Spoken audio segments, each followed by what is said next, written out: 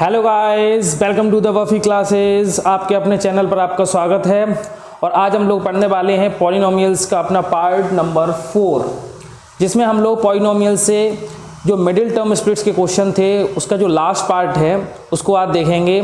और इस पार्ट में बेसिकली हम उन क्वेश्चन को डिस्कस करेंगे जिसमें हमारे रूट की वैल्यू होती है। बेसिकली मैंने आपको पॉलिनोमियल से रिलेटेड अभी तक 4 पार्ट करा चुका हूँ। पार्ट 1 में आपको सिंपल क्वेश्चन थे, पार्ट 2 में थोड़ा सा लेवल अप हुआ, पार्ट 3 में थोड़े से और एक्स्ट्रा क्वेश्चन कराए, और पार्ट 4 में आपके जो रूट वाले क्वेश्चन होते हैं जिनमें रूट की वैल्यू होती है वो आज हम लोग करेंगे। अक्सर बच्चे इनमें देखकर थोड़े से कंफ्यूज हो जाते हैं कि ये किस टाइप के पॉलिनोमियल्स हैं, इनमें हम कैसे मिडिल टर्म स्प्लिट जो मेथड है वो अप्लाई करेंगे। तो आज हम इन्हीं क्वेश्चंस को डील करेंगे। तो चलिए वीडियो को स्टार्ट करते हैं। Let's get started.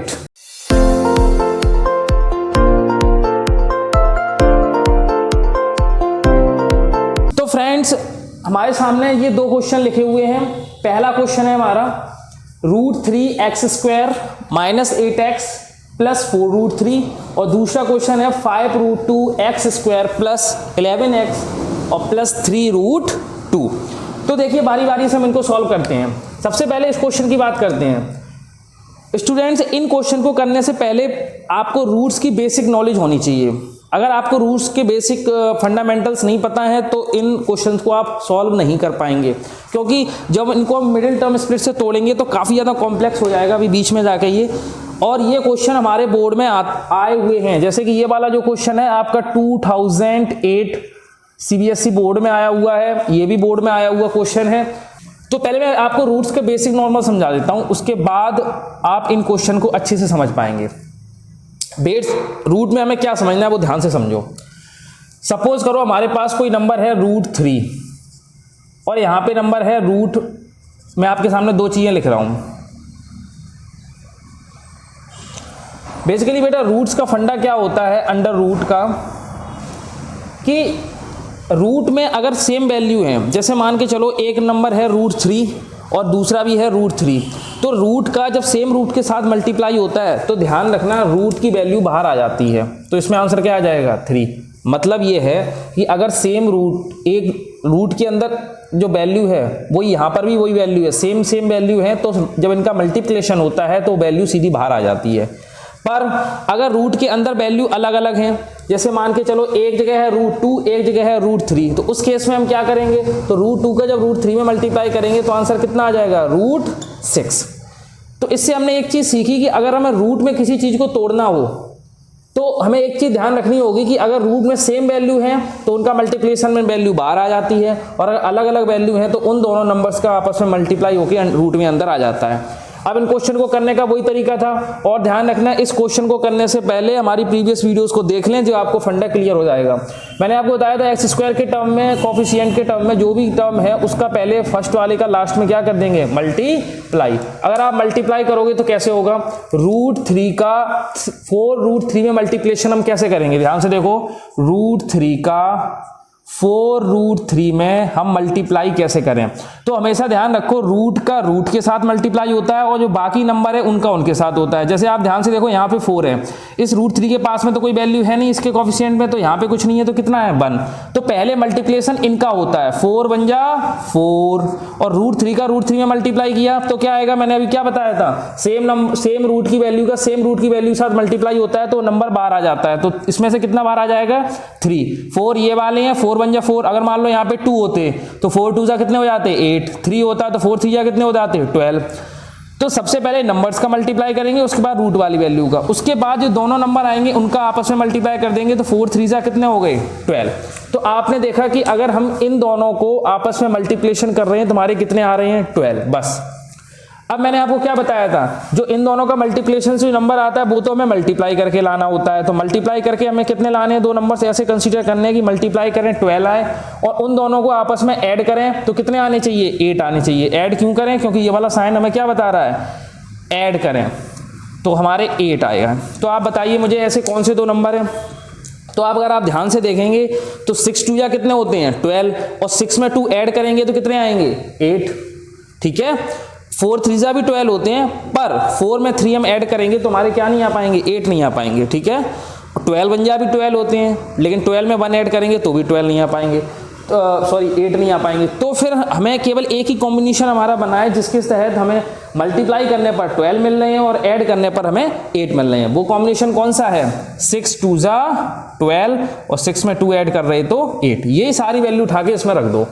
ये तो हमारा बेटा रहेगा √3x² माइनस इस 8 की जगह पे बेटा क्या लिखेंगे?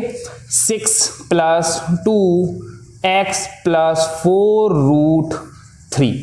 ठीक है, उसके बाद इनको आगे सॉल्व करते चले जाओ। √3x² माइनस इनका मल्टीप्लाई करेंगे 6x। अब मैंने आपको बताया था ये जो माइनस का मल्टीप्लिकेशन इसके अंदर भी होता है, माइनस प्लस माइनस, तो ये हो जाएगा 2x। पहले इस x का 6 के साथ भी मल्टीप्लाई, इस x का 2 के साथ भी मल्टीप्लाई, फिर इस साइन का अंदर मल्टीप्लाई करेंगे तो माइनस प्लस माइनस, अगर यहाँ माइनस होता तो माइनस माइनस प्लस, प्लस 4√3। अब इंपॉर्टेंट चीज ये है कि अब जो यहां पर ध्यान से समझो मैं क्या बता रहा हूं। यहां पर जब कॉमन लेने की बारी आई तो हम कॉमन कैसे लेंगे? सबसे इंपॉर्टेंट चीज कॉमन। यहां से बेटा देखो ध्यान से समझो इसको कॉमन कैसे लिया जाएगा। आप लोगों को रूट में वैल्यू को कैसे तोड़ना है, इसीलिए मैं ये वीडियो का पार्ट लेके आया हूं कि इस रूट वाले वैल्यू में स्प्लिट हम कैसे यूज कर सकते हैं, कि हम उसको कैसे स्प्लिट करें।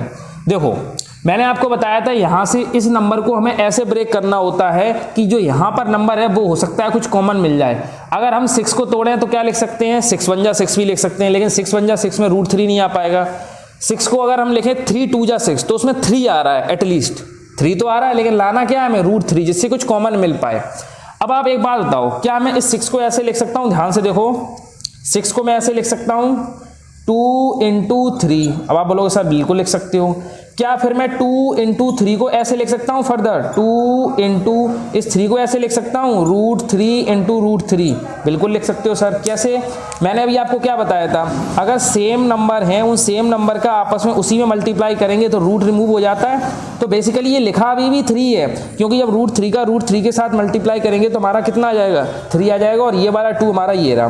तो 2 × 3 को हम ऐसे लिख सकते हैं, लिख सकते हैं ना। अब ध्यान से देखो, तो मैं ऐसे किसको लिख सकता हूँ? इसको यहाँ पे मैं लिख दे रहा हूँ 2 × √3 × √3। अब आप दो इसमें से क्या कॉमन मिल रहा है हमारा?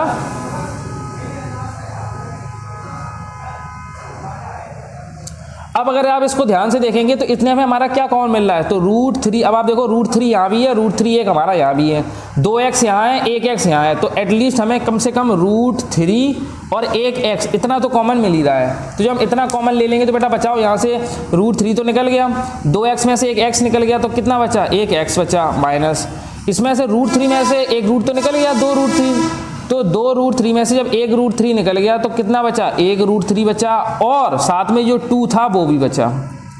ध्यान रखना, अब हमारा ये 6 नहीं रहा, 6 की जगह पे हमने 2 × √3 × √3 लिख लिए हैं।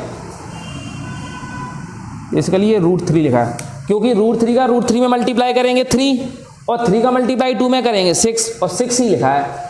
तो हमने इसको ऐसे हिसाब से ब्रेक किया। अब आप मुझे यहाँ बताओ, यहाँ पे क्या ब्रेक करने से हमें जो कॉमन मिल रहा है? अब आप बोलोगे सर यहाँ x है, यहाँ x नहीं है, यहाँ √3 है। अब √3 में तो तोड़ ही नहीं सकते, क्योंकि यहाँ 2 को कैसे तोड़ देंगे हम? √3 में बिल्कुल नहीं तोड़ सकते। पर इस 4 को हम क्या लिख सकते हैं? अगर आप ध्यान से देखो, 4 को हम एक जगह से इस तरीके से ऐसे लिख सकते हैं 2 × 2। अब आप बताओ, तो यहाँ 2 यहाँ भी मिल गया, 2 यहाँ भी मिल गया, तो 2 कॉमन ले लो। साइन किसका लेंगे? माइनस का, बाहर निकाल लो। यहाँ बचा x। मैंने आपको बताया था अगर माइनस का साइन यहाँ पे लगा दिया है तो माइनस ही लगाएंगे, क्योंकि यहाँ पे माइनस है तो यहाँ भी माइनस लगाएंगे।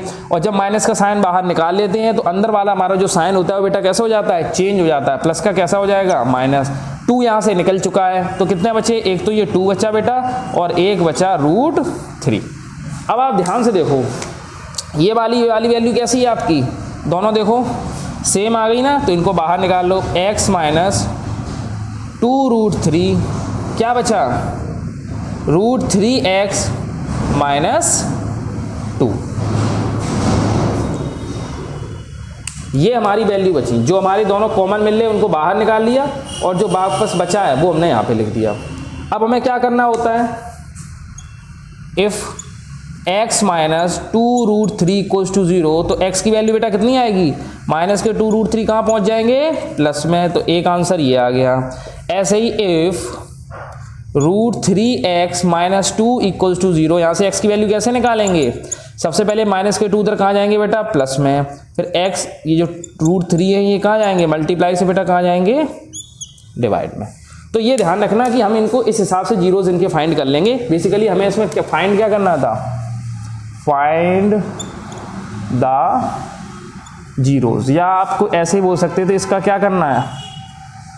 फैक्टराइजेशन। 9th क्लास में फैक्टराइजेशन से आता है और 10th क्लास में जीरो से। तो हमारे एक जीरो ये हो गया, एक जीरो ये हो गया। तो आई होप ये वाला पूरा पैटर्न आपको अच्छे से समझ में आ गया होगा कि रूट की वैल्यू को कैसे तोड़ते हैं। चलिए अब इसको पॉज करके एक बार अच्छे से समझ लीजिएगा और इस वाले क्वेश्चन पे फोकस करते हैं। हमारा 5√2x² प्लस 11x प्लस 3√2, इस क्वेश्चन को कैसे सॉल्व करेंगे हम? तो मैंने अभी आपको क्या बताया था? सबसे पहले इसका इसमें क्या कर देंगे? मल्टीप्लाई। तो आप बताओ, अगर हम 5√2 का 3√2 में मल्टीप्लाई करेंगे तो आंसर क्या आएगा? मैंने अभी आपको क्या बताया था? पहले इन दोनों का मल्टीप्लाई करते हैं। 5 3 जा 15 और √2 का √2 में मल्टीप्लाई करेंगे, सर 2 बाहर आ जाएंगे। जैसे आपने बताया था सेम रूट का सेम रूट के साथ मल्टीप्लिकेशन में क्या होता है? रूट की वैल्यू बाहर आ जाती है। तो 15 2 जा 30। तो अब आप मुझे कंसीडर करके बताओ, ऐसे दो नंबर सोचने हैं जिनका मल्टीप्लाई करें तो कितने आए? 30 आए। और उन दोनों नंबर को क्या करें गाइस? उन दोनों नंबर को ऐड करें तो कितने आए? 11। तो आप मुझे बताओ ऐसे दो कौन से नंबर हैं? Fast tell me the numbers whose sum is 30 and whose multiplication is 30 and whose sum is 11. Find the numbers fast. तो ऐसे कौन से नंबर्स हैं बेटा? तो ऐसे दो नंबर्स हैं हमारे 6 5 जा 30 और 6 में बेटा 5 ऐड करेंगे तो 11 आएंगे। बोलोगे सर 10 3 जा 30 भी तो होते हैं, पर 10 और 3 को ऐड करने तो आने भी तो 11 चाहिए, जो कि नहीं आ सकते। 10 और 3 को तो ऐड करेंगे 13 आएंगे हमारे। तो ये ध्यान रखना कि हमें उन्हीं पेयर को लेना होता है जिनका दोनों पेयर हमारे सेम होंगे, ये जिनका मल्टीप्लिकेशन 30 हो एडिशन 11 हो। ऐसा नहीं होगा कि दो नंबर यहाँ अलग ले लिए यहाँ अलग ले लिए, सेम टू सेम नंबर होने चाहिए बस। अब तो आपको पता ही है आगे क्या करना है, सीधे उठा के वैल्यू पुट कर दो। 5√2x² प्लस 11 की जगह पे क्या लिखेंगे? 6 + 5 दैट इज x प्लस 3√2। अब आप ध्यान से देखो 5√2x², एक बार इसके साथ मल्टीप्लाई और एक बार इसके साथ multiply, 6x plus 5x plus 3√2। अब बेटा देखो आ गया हमारा क्वेश्चन, एक बहुत ही अच्छा क्वेश्चन है। यहां से बच्चे इसको ब्रेक ही नहीं कर पाते हैं, सर हम इसको तोड़ें कैसे, इसमें से कॉमन लें तो लें क्या? तो बेटा ध्यान रखना इस टाइप के क्वेश्चन में हमें बहुत ही अटेंशन देनी पड़ती है इस नंबर पे। हम इसको इस हिसाब से ब्रेक करेंगे कि 5√2 तो है ये, यहां पर हम ऐसी कौन सी चीज में इसको ब्रेक करें, क्योंकि इसके अंदर बहुत सारी चीजें छुपी हुई हैं। अभी हम इसको ब्रेक करेंगे तो चेन सी खुलेगी। इस नंबर को हमें इस हिसाब से ब्रेक करना है कि यहाँ पे लिखा हुआ नंबर और यहाँ पे जिसको हम तोड़ेंगे उसमें से कॉमन मिल पाए। कॉमन का मतलब, और अब जैसे मान के चलो ये हमारा ताला है, इसकी हमारी चाबी इसके पास है, कैसे? अब इस नंबर को हमें ऐसे ब्रेक करना है कि या तो 5 हो या उसके अंदर √2 मिल जाए। समझ रहे हो मेरी बात को? हमें कैसे पता लगेगा कि हम इसको कैसे ब्रेक करें? ये है हमारी चाबी, ये हमें बता रहा है कि भाई ये चिल्ला चिल्ला के बोल रहा है इस 6 को इस हिसाब से ब्रेक करो, या तो उसमें √2 आ जाए या इसमें 5 आ जाए। अब हमको पता भी है कि 6 को हम कोई भी ऐसा तरीका नहीं है मल्टीप्लिकेशन में कि हम उसको ऐसे ब्रेक कर लें कि 5 आ जाए। अब 6 में ऐसे कौन से दो मल्टीप्लिकेशन है जिसमें आप मल्टीप्लाई करो 6 आए? तो 2 ही 3 तरीके हैं, 2 3 जा 6, 3 2 जा 6 और 6 1 जा 6। अब आप मुझे बताना कि अगर मैं ये कहूं 2 3 जा 6 तो उसमें 5 आए नहीं आए, 3 2 जा 6 5 आए नहीं आए, 6 1 जा 6 नहीं आए, तो फिर इसका मतलब 5 तो कॉमन नहीं मिल सकता। अब बचा क्या? √2। अब √2 डायरेक्ट तो आएगा नहीं, तो देखो 6 को मैं कैसे लिख रहा हूं, 6 को मैं लिख रहा हूं 2 × 3 लिख सकते हैं, कोई प्रॉब्लम नहीं, ठीक है। इस 2 को हम फर्दर ऐसे ब्रेक करके ऐसे लिख सकते हैं √2 × 3। देखो 2 को तो मैंने ये दोनों लिख दिए और ये 3 हमारा ये 3 रहा। क्या हम इन 2 को ऐसे करके लिख सकते हैं और ये वाला 3 हमारा ये रहा? कोई फर्क पड़ा? क्योंकि √2 का √2 में मल्टीप्लाई करेंगे 2 और 3 तो ये रहे, तो रहेंगे तो अभी भी 6 के 6 ही, लेकिन हमारा काम बन जाएगा इससे। कैसे बनेगा देखो ध्यान से। इसको मैं क्या लिख रहा हूं 6 को 3 इंटू रूट 2 इंटू रूट 2। अब ध्यान से देखना, रूट 2 यहां भी मिल गया, रूट 2 यहां भी मिल गया, 6 खत्म हो गए। 6 की जगह पे ये लिखा हुआ है पूरा, चाहो तो आप एक स्टेप बढ़ा के इसकी जगह पहले ये लिख लो, उसके बाद कॉमन ले लो, और x भी मिल रहा है। तो बेसिकली हमारा रूट 2 मिल रहा है। देखो रूट 2 यहां भी है, रूट 2 यहां भी है, और 2x यहां भी है, 1x यहां भी है, तो एक x और निकाल लो। तो आप बताओ, जब 2x में से 1x निकल गई और ये रूट 2 भी निकल गया, तो एक तो यहाँ पे बचा 5 और एक बचा x। ठीक, अब यहाँ ध्यान से समझो, यहाँ से आपने रूट 2 भी एक निकाल लिया और एक x भी निकाल ली। देखो रूट 2x, तो रूट 2 और एक x निकल गई, तो क्या बचा, एक तो 3 बचा ये, और एक हमारा सिंगल रूट 2 बचा, क्योंकि 2 रूट 2 थे ना। बस इसका काम खत्म। अब आप मुझे बताना यहाँ से क्या कॉमन मिल रहा है। यहाँ से तो कुछ कॉमन ही नहीं मिल सकता, क्योंकि आप 3 को कभी 5 में नहीं ब्रेक कर सकते, 5 में से कभी 2 रूट 2 नहीं आ सकता, तो बेसिकली इन दोनों में से कुछ भी कॉमन नहीं मिल रहा है।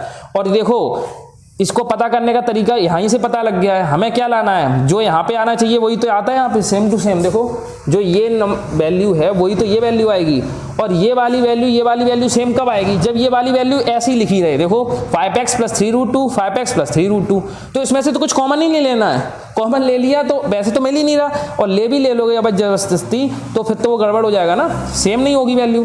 तो यहाँ से कुछ कॉमन नहीं मिल रहा, तो 1 ले लेंगे कॉमन, तो हमें वो ही आ जाएगा। अब आपको पता है, देखो ये वाली वैल्यू दोनों सेम है, बाहर निकाल लो। 5x 3 रूट 2, क्या बचा है x रूट 2 प्लस 1। ये तो हो गया हमारा 9th क्लास का हिसाब किताब खत्म यहाँ तक। 10th क्लास में क्या करेंगे, जीरोस फाइंड करने होते हैं, तो एक एक करके क्या कर लेंगे, इसको 0 कर लेंगे। 0 की इक्वल में यहाँ से x की वैल्यू निकाल लो।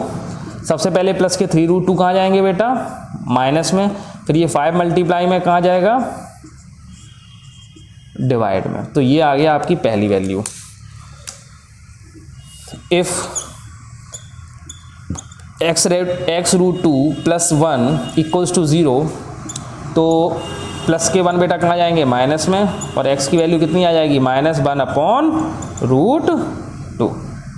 एक वैल्यू आपकी आ गई है। तो इस तरीके से आपके रूट वाले जो क्वेश्चन है ये सॉल्व होंगे। ये भी बेटा स्प्लिटिंग मेथड से सॉल्व हो रहे हैं। थोड़ा सा इसमें ऐसा हो सकता है आपको कन्फ्यूजन हो रही हो, ये पूरा अलग है पार्ट, ये तो मैंने आपके समझाने की लिखा है, अभी मैंने इसे इरेज नहीं किया है, जिससे आपको ये पता लग पाए कि हम इसको जब सॉल्व कर रहे हैं तो ये सब कैसे आ रहा था। तो ये भी मैं आपको बता चुका हूँ। ये इसको एक बार अच्छे से वीडियो को पॉज कर लो, अच्छे से समझ लो, और इनको एक बार खुद से प्रैक्टिस जरूर कर लो। देखो बेटा, मैथ्स एक प्रैक्टिसिंग सब्जेक्ट है, अगर आप इसको रेगुलरली प्रैक्टिस करेंगे तभी ये क्वेश्चन आपके दिमाग में घुस पाएंगे। वरना मैं बता रहा हूँ कि अगर आपने 2 दिन लगाए, उसके बाद आपने उन पर ध्यान नहीं दिया, प्रैक्टिस नहीं करी, या तो आपको अच्छे से आ जाए तो ठीक है, अगर नहीं आ पा रहे हैं तो आप प्लीज़ इसके रेगुलर प्रैक्टिस करिए, और हर टाइप के क्वेश्चन लगाइए। टाइप 1 वाले जो मैंने फर्स्ट वीडियो में कराए थे, टाइप 2 वाले, टाइप 3 वाले, टाइप 4 वाले, ये लगभग आपके सारे क्वेश्चन हो गए हैं। इससे अलग कोई क्वेश्चन आता ही नहीं है, और अगर आएगा भी तो आप उसको करने के लिए बिल्कुल सक्षम होंगे, क्योंकि इन्हीं में से ही मिक्सचर आता है कुछ ना कुछ। ठीक है, तो इस वीडियो को अच्छे से देखें। मुझे पूरी उम्मीद है, आई होप दैट ये पूरा कॉन्सेप्ट आपको अच्छे से क्लियर हो गया होगा रूट वाला, कि रूट के स्प्लिटिंग मेथड कैसे करते हैं। आगे हम और भी ऐसे टॉपिक्स पे कंटिन्यू करेंगे। अगर आप लोगों को लगता है कोई ऐसा टॉपिक है जो आप लोगों को समझ में नहीं आता है, तो कमेंट सेक्शन में मेंशन कर दीजिएगा, मैं उस पर वीडियो बनाने की पूरी कोशिश करूंगा। तो चलिए फ्रेंड्स, आज के लिए इतना ही। ये वीडियो अच्छे से देखें, इसको लाइक करें, शेयर करें, सब्सक्राइब करें, और चैनल को ऐसे ही प्यार देते रहें, हमारी रीच बढ़ाने में हमारी मदद करें। Okay guys, thank you, see you, tata, bye bye.